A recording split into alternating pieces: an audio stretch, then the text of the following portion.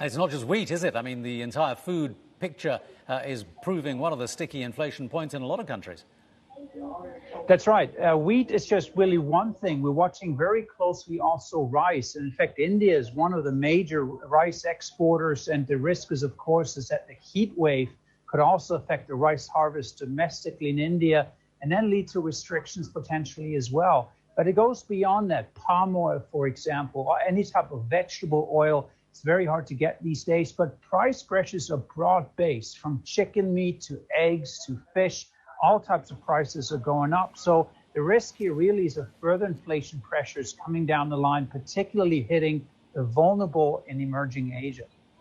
Those are market pressures, Frederic. But what about political pressures? I mean, you mentioned Indonesia restricting palm oil exports too. I mean, we're beginning to see governments now looking at policy measures for fear of protecting their own domestic markets. How much of a threat is that going to be? It's certainly a big risk, and it's understandable from a domestic political perspective. You produce food, you want to make sure your population is sufficiently fed and nourished.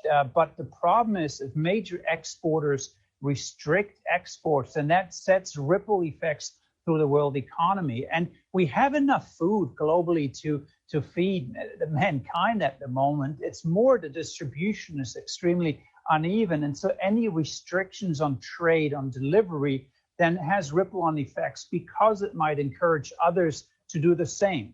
And so that there's a risk of cascading effects across countries once we see trade restrictions coming in.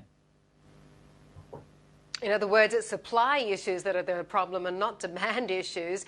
So what do central banks in Asia therefore do about it, considering they really can't have any control over those supply issues?